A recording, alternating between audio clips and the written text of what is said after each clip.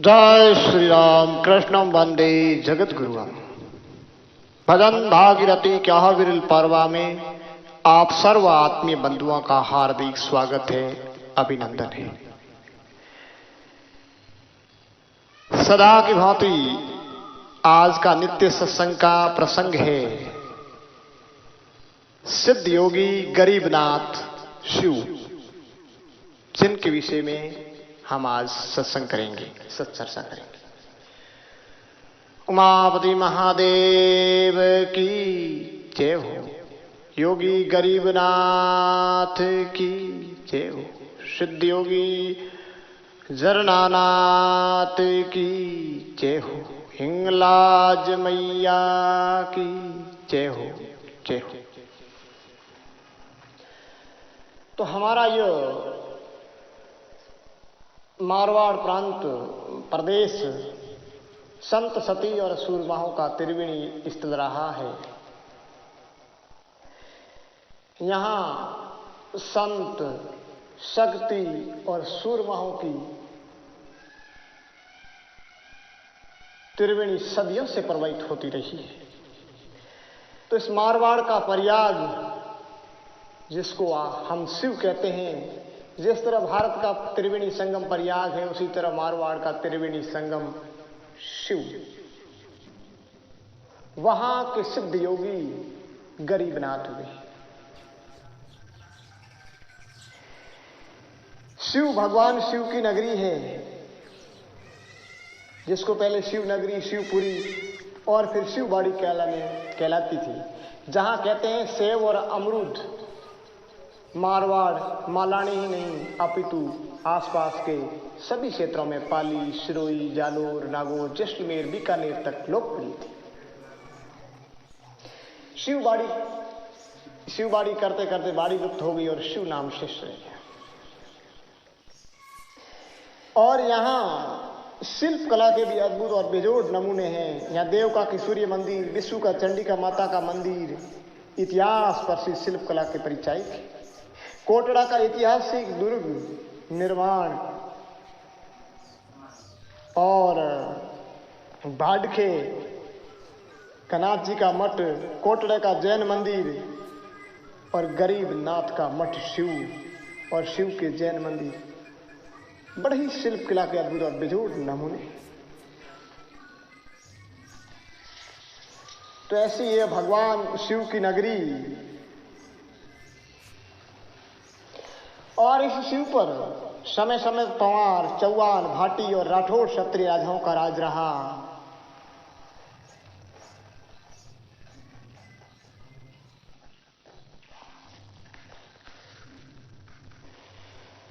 करीबन शिव नगरी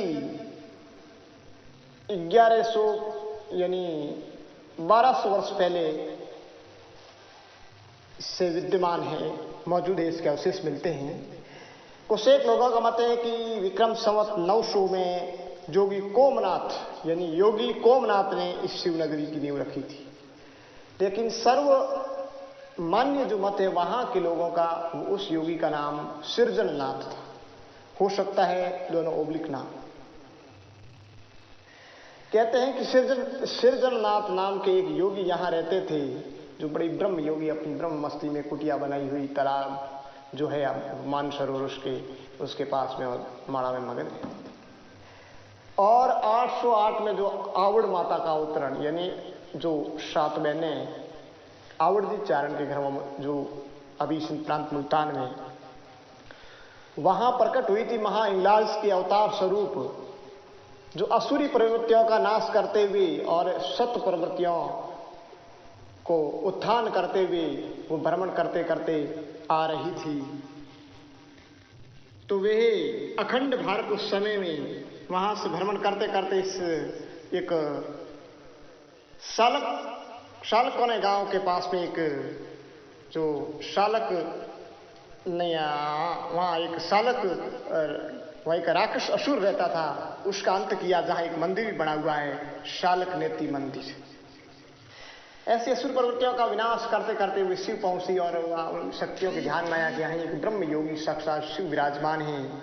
और उनके पास जाकर के गुरु धारण करने की बात कही तो उन्होंने कहा कि नहीं भाई, मैं किसी का शिष्य नहीं बनाता हूँ। लेकिन जब ध्यान किया तो पता चला कि साक्षात आद्य शक्ति मां हिंगलाज ही है, आवड़ के अवतार स्वरूप। तो उन्होंने अपने कान जो कुंडल थे वो आवड़ माता के कानों में पहना करके 2 कदम पीछे कदम रखकर हाथ जोड़ करके कहा पधारिए। तो आवड़ ने कहा आईनाथ। तब से इनका नाम आईनाथ हुआ। यह वहां भक्तों की मान्यता है। और फिर वहां से वे मार्गधरा जैसलमेर की ओर प्रस्थान कर गई शक्तियां।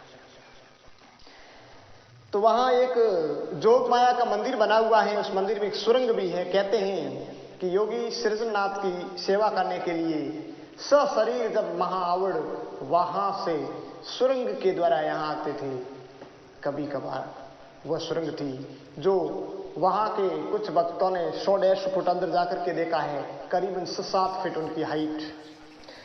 अब उस सुरंग को बंद कर रखा है। कुछ एक लोगों का कहना है कि वह सुरंग लोद्र में जाती है, कुछ एक का कहना है जैसलमेर जाती है, कुछ एक का सिंध की तरफ।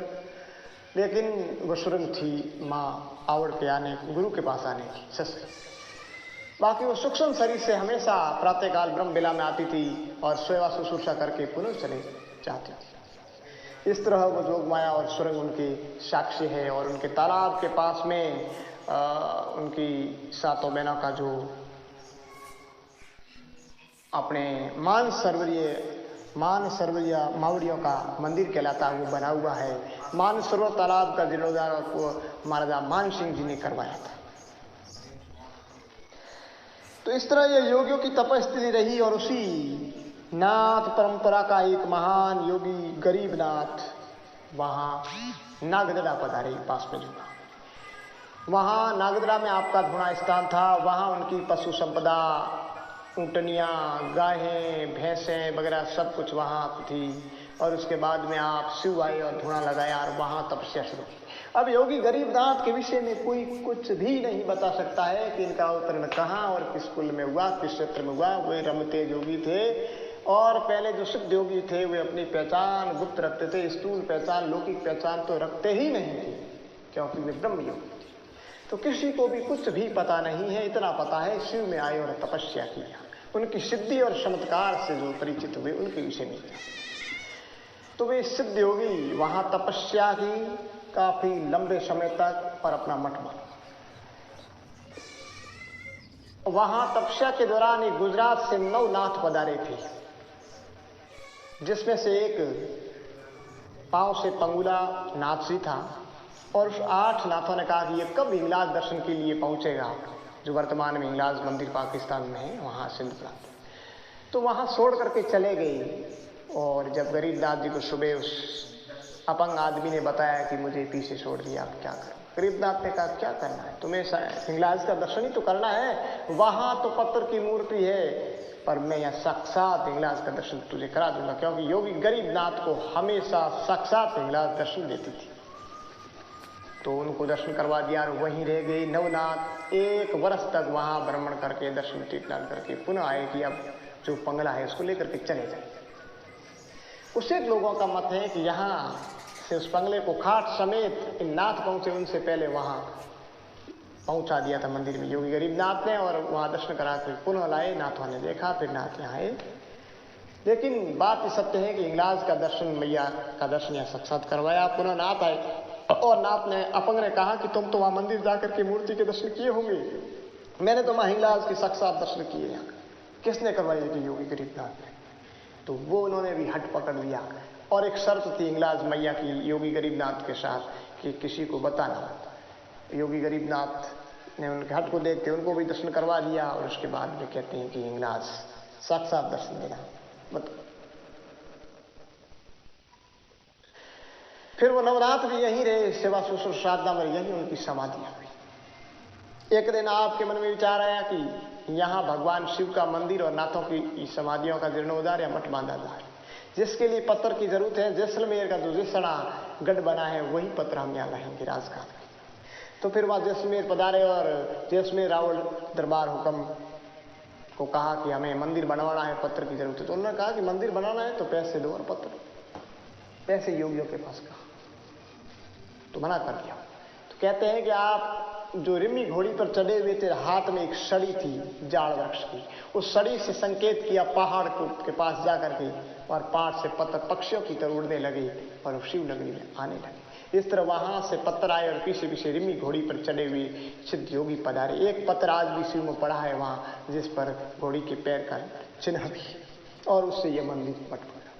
यानी आपके एक संकेत मात्र से पत्थर जैसे जड़ पदार्थ भी सजीव होकर के चलने लग जाते थे। ऐसे सिद्ध योगी थे गरीबनाथ। तो ऐसे इस गरीबनाथ की महिमा अनंत है। फिर सिद्ध योगी वहां कई वर्षों तक तपे और कईयों को सिद्ध चमत्कार दिए। और एक उनका जो नाही था सैन भक्त, जो हमेशा उनकी हजामत किया करता था, दाढ़ी वगैरह, हर सोमवार को उनको सोने का टक्का देते थे। एक दिन उन सैन भक्त ने कहा कि आप तो बाप जी दर्द हो गए हो, पता नहीं कब अवलीय पुरुष अंतर्धान हो जाओगे, मेरे परिवार कैसे चलेगा। तो उन्होंने कहा कि सोमवार को जो सोने का टक्का है वो हर सोमवार को मिलता रहेगा मेरी समाधि लेने के बाद भी, तू किसी को कहना मत, और मेरी समाधि पर आकर के हमेशा हजामत करके चलेगा। बस क्या हुआ, कुछ दिनों के बाद गरीबनाथ जी समाधिस्थ हो गए और वह सैन भक्त अपनी प्रक्रिया करता रहा, उनको सोने का टक्का मिलता। ऐसा कहा जाता है कि किसी के कहने पर एक दिन उसने अजमाइश की पत्थर में उस्तरा लगाने की, और उससे खून की धार निकली, और उस दिन से आकाशवान। फिर वो अपनी जो साधना थी, बैठने की जो साधना गुफा थी, उस गुफा की बारी के पास में ही टक्का मिलता था, वहां जाकर के जादन बिछा करके वो टक्का लेने के लिए गया, लेकिन था नहीं, और आकाशवाणी हुई कि तूने वसन तोड़ दिया, अब कुछ भी हासिल नहीं होगा। और उसके बाद में नहीं हुआ। और कहते हैं कि उस बारी के पास पहले जाजम लगाई जाती थी, सब कुछ साक्षात होता था, वो भी कम हो गया। और इनके गरीबनाथ जी के वैसे तो कहते हैं कि भारत में 52 ठिकाने हैं, लेकिन मुख्य तो 7-8 ठिकाने तो यहाँ पास में हैं। शिव गरीबनाथ का मठ नागदड़ा, 2 मुखाब में, एक ठाक में, और एक खीपर में, एक जरनानाथ जी का मठ जो भाडका, और एक रथ। ये उनकी परंपरा के मठ है। वर्तमान में आयुष गणेशनाथ जी नागदड़ा और शिव यदि संभाल रहे हैं, इनकी देखरेख में धार्मिक कार्य हो रहे हैं।